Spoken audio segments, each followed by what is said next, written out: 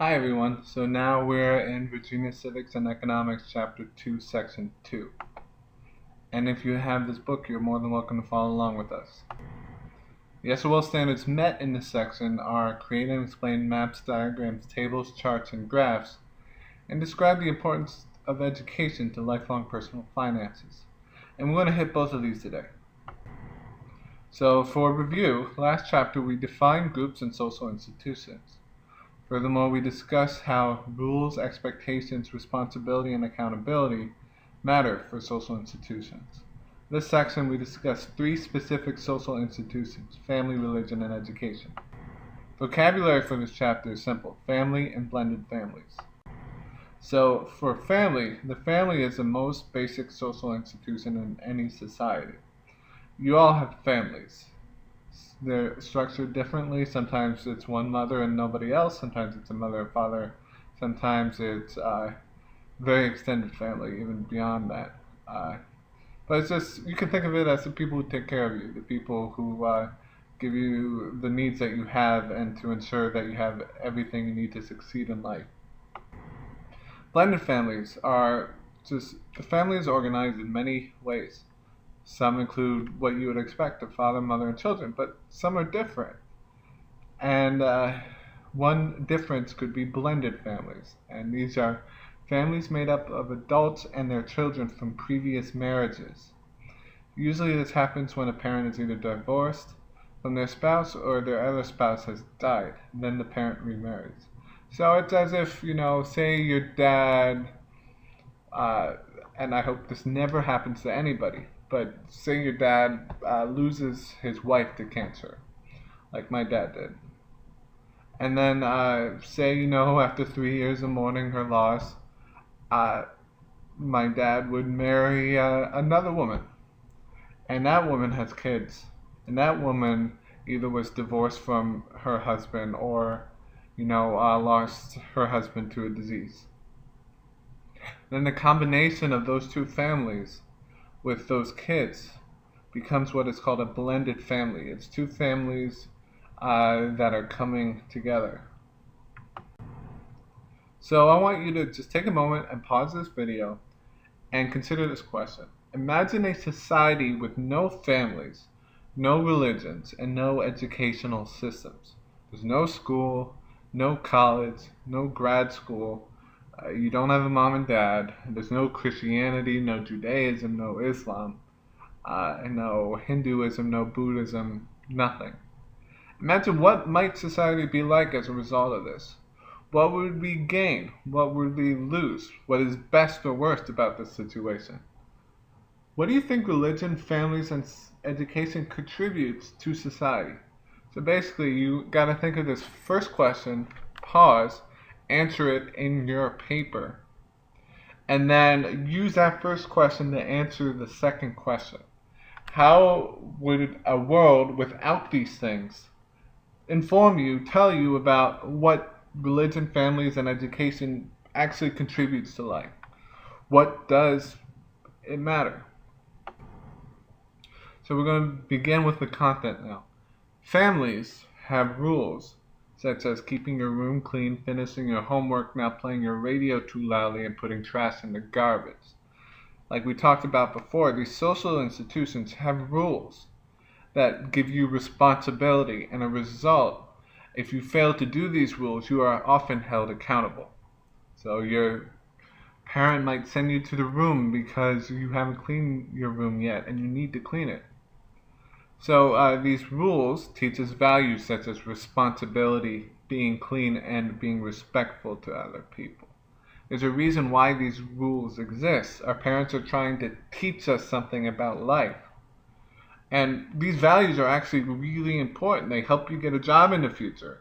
For example, if you finish your homework, it demonstrates a strong work ethic. And employers seek employees, people who are going to give you money, seek workers who demonstrate attitudes and behaviors consistent with a strong work ethic. Some homework, radio, and Oscar the Grouch in the trash can.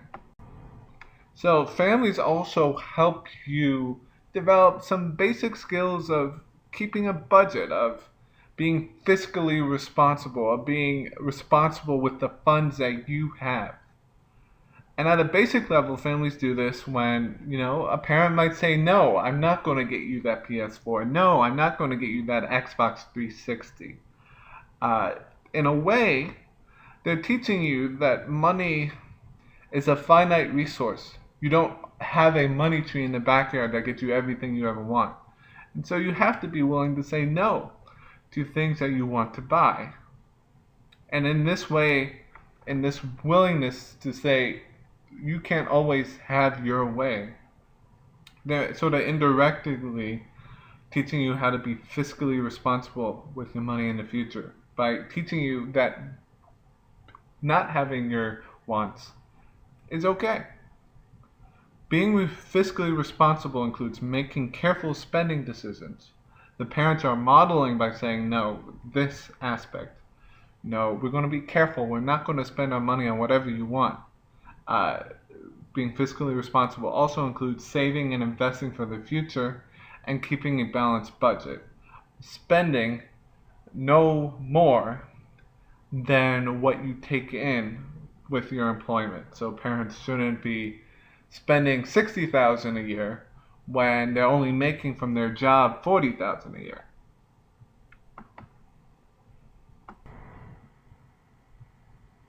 So now the social institution of religion.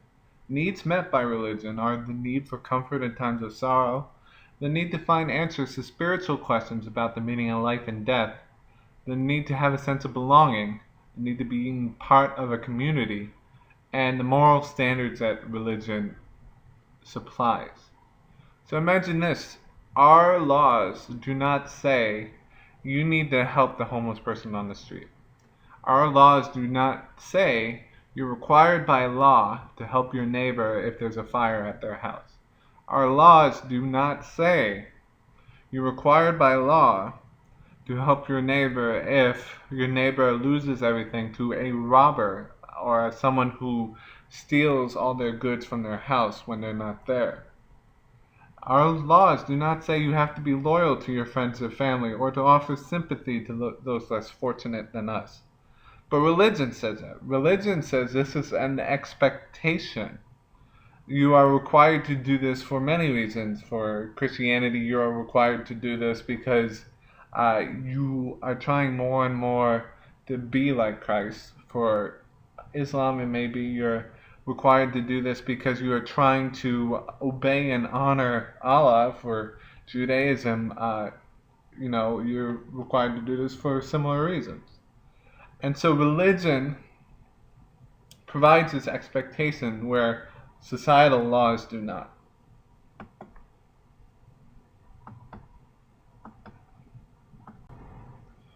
But unfortunately, the United States is filled with a bunch of different religious groups, and they all have different values and rules.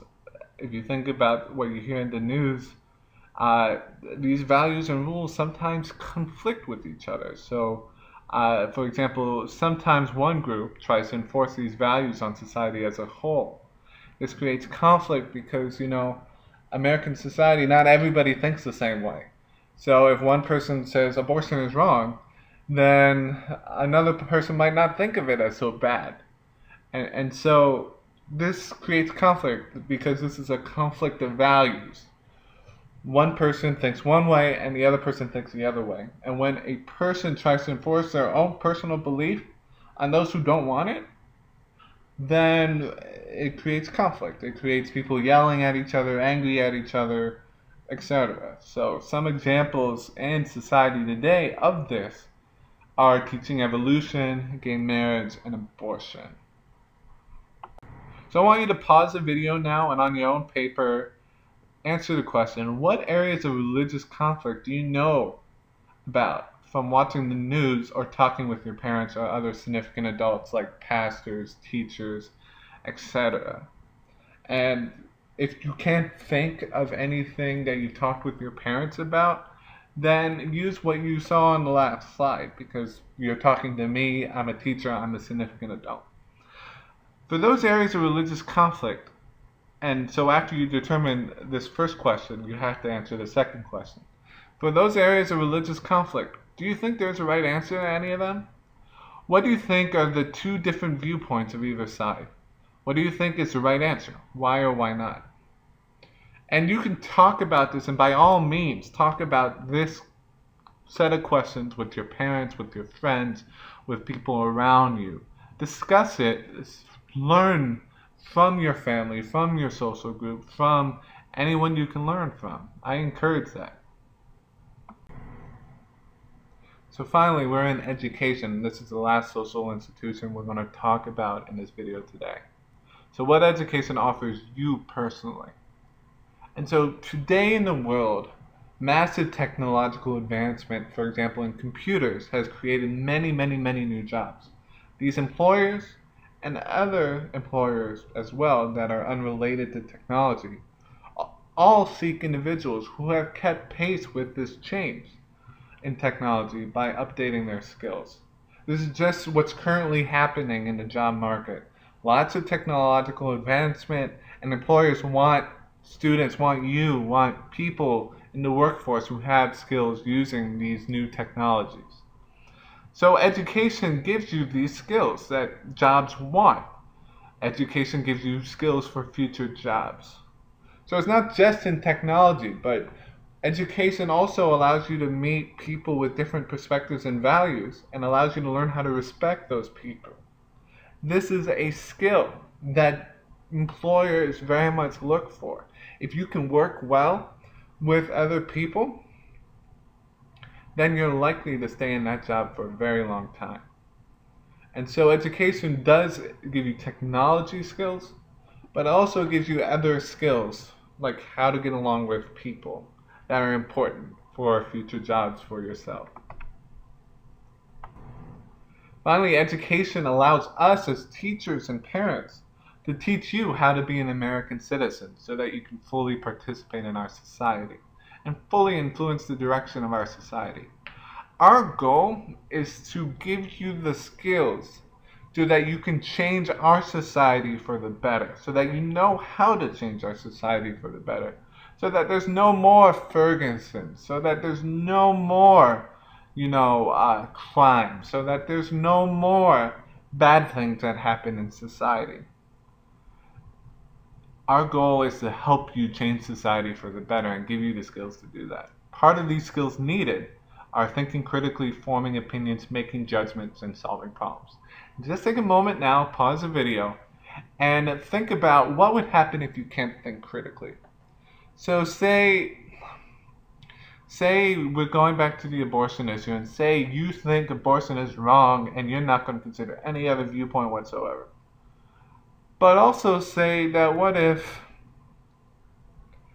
there's a situation in the world where if a person is not allowed to have an abortion, they can't take care of the kid. For example, there's no adoption. Imagine a situation where there's no resources to take care of the kid. If the person can have an abortion, they have the pregnancy and they leave the kid on the side of the road because they just don't have the funds to make sure the kid has food, clothing, and a home. But if you went into that situation thinking, abortion is wrong and I don't care what anybody else thinks, are you going to be making the right decision when you're trying to help that society? Probably not. But if you're able to think critically, you're able to see that, maybe I have this opinion, but there are things about this society that I'm going into that make this opinion not work. And this helps you make better decisions in what you support and what you change society for the better towards.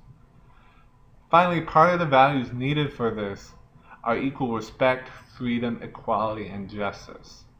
And so this circles back to what we talked about in chapter 1, where we were talking about values of American society. And so it's part of our goal to teach you those so that it can influence how you interact in society as a whole. Finally, education has definite rewards beyond sort of what we were talking about so far. And this graph in front of you, notice what it indicates. The more education you have, so high school is the lowest amount of education possible. College is a step up. I hope all you try to go there. I believe all you can make it to college. Postgraduate schools is even a step up. That's after you graduate from college, after you have a bachelor's degree. Look at that difference. The more education you have, the more money you get paid by your employer. Because the more skills you have, the more reason they have for you to be paid more. And think about this. I, like most teachers, have a master's degree. I'm getting paid now about $54,000 a year. So because I spent all that time in college, I'm taking a lot of money home to pay for my honey. If you know what I mean. You know, those nice dinners and, nice movie nights and all that stuff, they cost. And I need to, pay for my honey. But someone who just doesn't graduate college makes half I do and is having a harder time meeting their needs. So the more money you make is in part influenced by the more years you spend in education. And by the way, that is an important SOL topic right there. Finally, just think about it this way. You have good memories in education. You have good memories of things that you liked to participate in. Things that you did, activities you did, friends you made. That's a reward in and of itself. Those memories are priceless. Treasure them.